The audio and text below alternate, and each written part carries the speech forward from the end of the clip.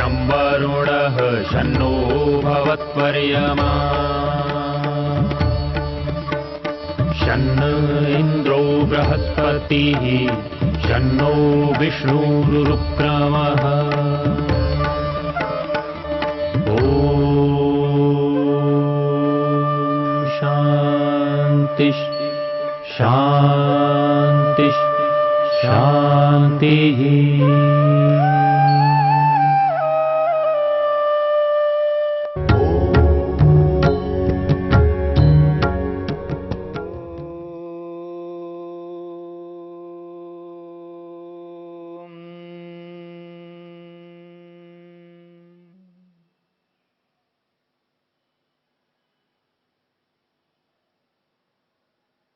जप के अंतर्गत स्वाध्याय को लेकर के विचार किया है हमने।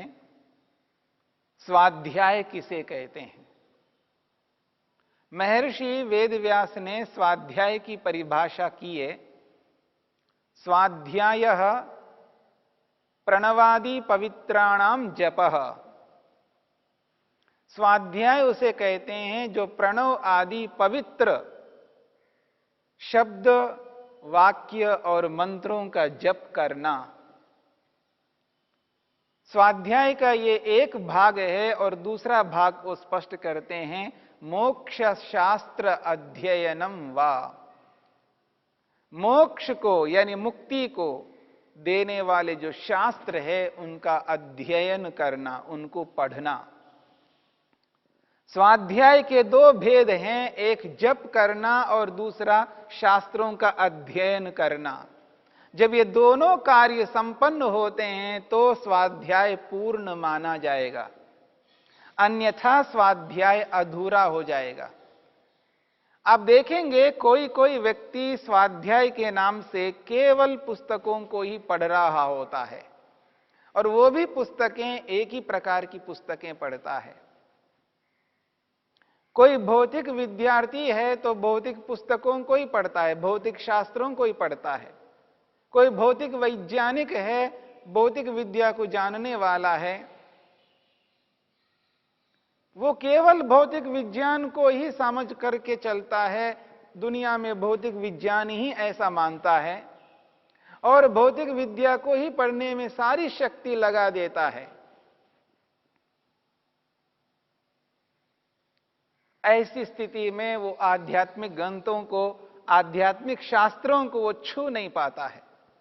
इसलिए एक ओर से उसके पास में भौतिक विद्या विशाल स्थिति को प्राप्त हो रही है, विशाल रूप से उसको प्राप्त है, क्योंकि भौतिक विद्या में सारा जीवन दे दिया है। भौतिक क्षेत्र में वो बहुत व्यापक हो चुका है, परंतु आध्यात्मिक क्षेत्र में वो बिल्कुल शून्य की स्थिति में रहता है। ये अत्यंत हानिकारक है। जहां भौतिक विद्या को प्राप्त किया जा रहा है वहां आध्यात्मिक विद्या को भी प्राप्त करना चाहिए, क्योंकि ये जीवन के अंग हैं दो। जीवन के दो अंग है, एक अंग को लेकर के एकांगी जीवन में कभी भी व्यक्ति सुखी नहीं हो सकता। इसलिए आध्यात्मिक व्यक्ति को भी इस प्रकार को लेकर के चलना होगा। केवल आत्मा परमात्मा में नहीं रहना, सारा जीवन ओम ओम करते हुए जीना नहीं है। मेरी बात को समझने का प्रयत्न करना। सारा जीवन ओम ओम करते हुए जीना नहीं है। ओम के साथ में, जप के साथ में, ध्यान के साथ में भौतिक विद्या को भी जानना अनिवार्य है। क्योंकि जो व्यक्ति साधक है, साधना करता है, ईश्वर को प्राप्त करने की चेष्टा करता है, स्वयं को जानने की चेष्टा करता है, बहुत अच्छी बात है, करना चाहिए। लेकिन ऐसे व्यक्ति को यह भी समझना चाहिए, जिस संसार में रहता है, जिस संसार में व्यवहार करता है, संसार के जिन पदार्थों के साथ जुड़ा हुआ रहता है, उसके बारे में भी जानकारी होनी चाहिए। यानी भौतिक पदार्थों के बारे में भी उसको अच्छी प्रकार बोध होना चाहिए, भौतिक विद्या को भी वो जान सके। यहां पर भौतिक विद्या को जानने का अभिप्राय क्या है और आध्यात्मिक विद्या को, आध्यात्मिक पदार्थों को जानने का क्या अभिप्राय है? मेरा यह अभिप्राय नहीं है भौतिक विद्या को जानने का अर्थ है कि वो साइंटिस्ट बन जाएं, किसी एक विषय में प्रवेश करके बहुत आगे बढ़े, ये मेरा अभिप्राय नहीं है। ये तो उस भौतिक विज्ञान को पढ़े हुए व्यक्ति की यह विशेषता होगी, किसी एक विषय में वो पारंगत होता है, कुशल होता है। यदि वो भौतिक विद्या में किसी एक विषय में पारंगत है, कुशल है, तो उसके साथ में बाकी विद्याओं के बारे में सामान्य जानकारी उसे होनी चाहिए। सामान्य बातें उसको पता होनी चाहिए जिससे उन पदार्थों के साथ वो समुचित रूप में व्यवहार कर सके।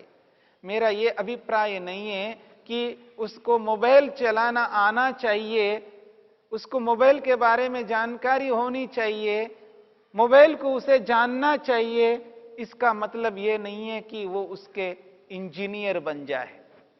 हर व्यक्ति उसके इंजीनियर नहीं बन सकता, परंतु हर व्यक्ति को यह बोध होना चाहिए कि मोबाइल क्या है, मोबाइल का कैसे मैं प्रयोग कर सकता हूं, मोबाइल किस स्थिति में मेरे लिए हानिकारक होती है, किस स्थिति में मोबाइल मेरे लिए लाभकारी है। वो जो मोबाइल रूपी वस्तु है उसके हानि और लाभों को जान सकूं, कब किस परिस्थिति में वो मेरे लिए लाभकारी बने, किस परिस्थिति में वो हानिकारक हो जाएगा, कब उसका प्रयोग करना, कब नहीं करना है, किस स्थिति में उसके माध्यम से मैं बहुत लाभ ले सकता हूं। व्यवहार में जब उस पदार्थ के बारे में समुचित जानकारी नहीं होती है तो उस मोबाइल का मिसयूज करता है व्यक्ति, उसका दुरुपयोग करता है। क्योंकि अनधिकारी व्यक्ति किसी पदार्थ का जब प्रयोग करता है तो वो दुरुपयोगी ही करता है। मेरी बात को समझने का प्रयत्न करना। क्योंकि कोई भी वस्तु, उस वस्तु को वस्तु के रूप में व्यक्ति जब जान नहीं रहा होता है, उस वस्तु की उपयोगिता को पहचान नहीं रहा होता है, उस वस्तु की हानियां जो है, उस वस्तु से होने वाली जो हानियां हैं उसको पहचान नहीं रहा होता है, जब व्यक्ति हानि लाभ को नहीं जान रहा होता है तो उस वस्तु का प्रयोग करता हुआ वो हानि उठा लेता है, उसका दुरुपयोग करता है। और ये बात आज हम सब जानते हैं। एक छोटा सा उदाहरण है, मोबाइल जो है आज कर दूरभाष, ये जो दूरभाष है हाथ में लेकर के चलते हैं, मोबाइल लेकर के चलते हैं, इसके बहुत सारे लाभ हैं पर इसकी हानियां भी हैं। तो हानि और लाभ दोनों को जान करके कहां पर इससे लाभ लेना चाहिए, कहां पर इसकी हानि है, इन दोनों स्थितियों को जान करके यथार्थ रूप में व्यक्ति जब चलता है तो इस पदार्थ से, इस इंस्ट्रूमेंट से वो व्यक्ति केवल लाभ ले सकता है, हानियों से बच पाएगा। अन्यथा लाभ के साथ साथ में हानि ज्यादा उठा पा रहा है, हानि ज्यादा ले रहा है, उसके आदी बन गया है, उसको एडिक्शन हो गया है उससे। जहां आवश्यक नहीं है, जहां उसकी कोई आवश्यकता ही नहीं होती, वहां पर भी उसका प्रयोग करके हानि उठा लेता है, अति कर लेता है।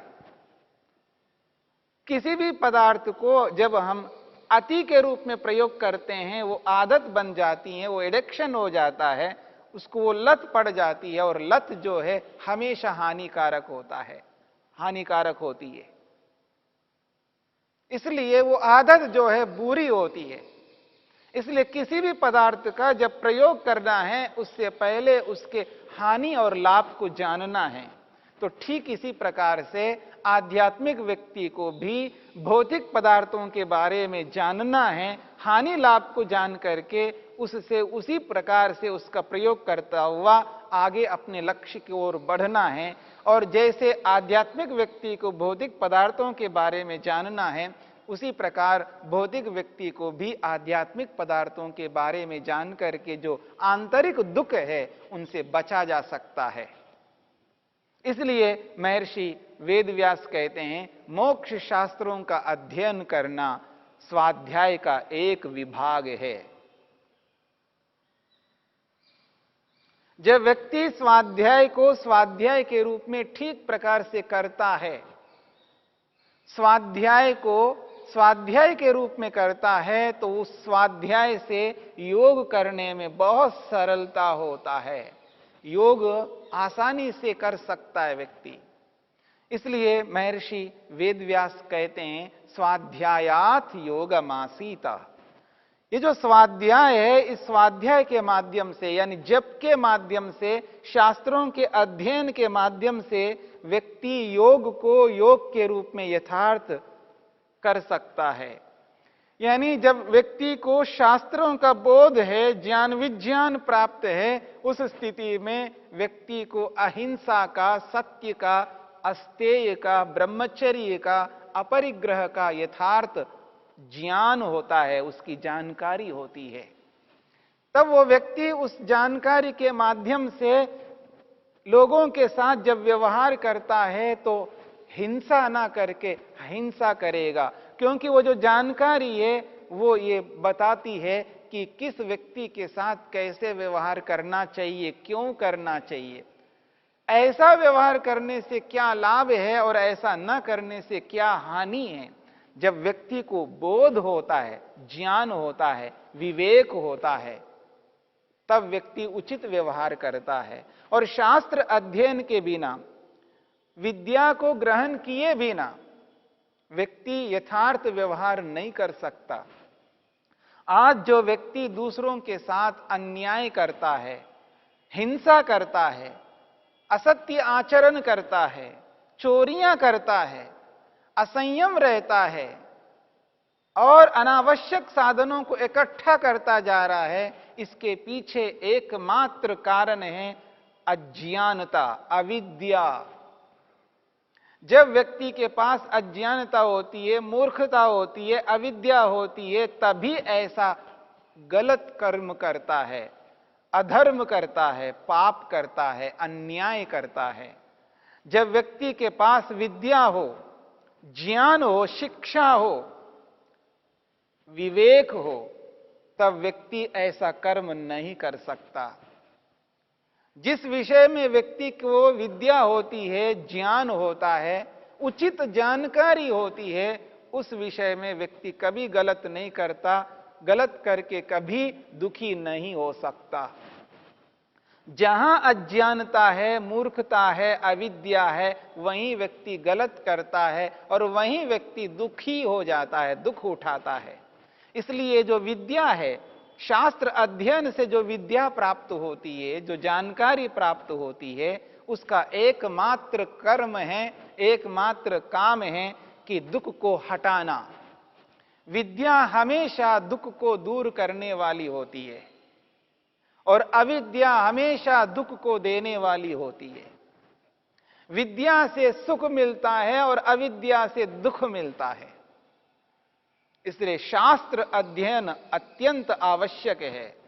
और जो व्यक्ति अपने आप को साधक बनाना चाहता है, अपने आप को साधक मानता है, साधना करना चाहता है, योग करना चाहता है, ऐसे व्यक्ति को शास्त्रों का अध्ययन करना अनिवार्य है। बिना शास्त्र अध्ययन के, बिना विद्या को प्राप्त किए वो योग को योग के रूप में कभी नहीं कर सकता। इसलिए इस बात को समझने का प्रयत्न हमें करना है। ये जो विद्या है, ये विद्या सदा दुख को दूर करने वाली होती है। जहां विद्या है वहां दुख दूर होता है और जहां अविद्या है वहां दुख पास रहता है। यदि कोई व्यक्ति दुखी हो रहा है तो समझ लेना उसके पास उस विषय में अविद्या है। जिस विषय में वो व्यक्ति दुखी है, परेशान है, संतप्त है, क्लेशित है, तो समझ लेना उस विषय में उसके पास अविद्या है, इसलिए वो दुखी है। यदि विद्या होती तो कभी दुखी नहीं हो सकता, क्योंकि विद्या का एकमात्र कार्य है, कर्म है, वो दुख को हटाने वाली है। विद्या सदा दुख को हटाती है। मेरे सामने से ट्रक आ रही हो, मैं सड़क के बीच में खड़ा हूं, सड़क पर जा रहा हूं, बीच सड़क से चल रहा हूं, मेरे को लगा कि सड़क खाली है, कोई वाहन नहीं आ रहे हैं, गाड़ियां आ नहीं रही हैं, तो मैं बीच सड़क पर जा रहा हूं और सामने से ट्रक आ रही हो, बहुत स्पीड से आ रही हो, ट्रक भरी हुई हो, और मेरे को पता है कि जब ट्रक सामने आ रही है और पास में आने वाली है, मैं यहां खड़ा रहूंगा तो मैं बचूंगा नहीं, एक्सीडेंट हो जाएगा, दुर्घटना घट जाएगी, हाथ पांव टूटेंगे, कुछ भी हो सकता, मर भी सकता हूं। ये मेरे को जानकारी, ये बोध है, ये विद्या मेरे को आती है कि सामने से कोई ऐसी वस्तु आ रही हो, गाड़ी आ रही हो, उसके सामने खड़ा नहीं रह सकता, सामने से ट्रेन आ रही हो, बस आ रही हो, कोई भी साधन ऐसी स्थिति में मेरे को हानि पहुंचाने वाली स्थिति में है, तो उस स्थिति में मैं हट जाऊंगा, क्योंकि मेरे को बोध है, जानकारी है, मेरे को समझ है, मेरे पास विद्या है कि वो मेरे को हानि पहुंचाने वाली है, इसलिए मैं वहां से हट जाता हूं। तो जहां विद्या है, यथार्थ बोध है, तत्वज्ञान है, तो वहां पर हम दुख से बच जाते हैं। अग्नि जल रही है, आग जल रही है, तो जलती हुई आग में हाथ नहीं डाल सकते, कोई नहीं डाल सकता, सबको ये विद्या है, सबके पास ये बोध है कि अग्नि जलाती है, अग्नि समाप्त करती है, नष्ट करती है, आग जलाने वाली है, इसलिए हाथ कभी आग में नहीं डालता है व्यक्ति, ये विद्या है। ये जो विद्या है, ये ऐसी विद्या होनी चाहिए, ऐसी विद्या में व्यक्ति दुख से बचता है, इसलिए शास्त्र का अध्ययन करना अनिवार्य है, और दोनों प्रकार के शास्त्रों को पढ़ना अनिवार्य है। इसलिए महर्षि वेदव्यास कहते हैं, शास्त्र अध्ययन करो, स्वाध्याय करो, स्वाध्याय के माध्यम से योग को योग के रूप में उचित कर सकते हैं। उसे ये पता नहीं चल रहा है कि इसके साथ अन्याय नहीं करना चाहिए, मैं हिंसा कर रहा हूं और इस हिंसा से हानि होगी, वो अपना देख रहा है, दूसरे का नहीं देख रहा है, इसका मतलब उसके पास वो विद्या नहीं है, वो यथार्थ विद्या नहीं है, वो समझ नहीं आया है उस व्यक्ति के पास में। अगर पढ़ा भी है तो केवल शब्दों को जानता है, अर्थ को जानता नहीं है। जैसे आग हाथ जलाने वाली है, नष्ट करने वाली, ये जो शब्द हम जानते हैं, केवल शब्द नहीं जानते, शब्दों के साथ में अर्थ भी जानते हैं। वो जो अर्थ है, सुख देना या दुख देना रूपी अर्थ है, वो हमें आता है, क्योंकि यहां ये अग्नि, ये आग जो है दुख देने वाली है, इसलिए हाथ नहीं डालता। ये जो अर्थ है, ऐसा अर्थ और विषयों में भी हमें समझना होगा, तब जाकर के ये जो हमारा स्वाध्याय है, ये योग को समुचित रूप से कराने वाला बनेगा। स्वाध्यायात योगमासीत। ओ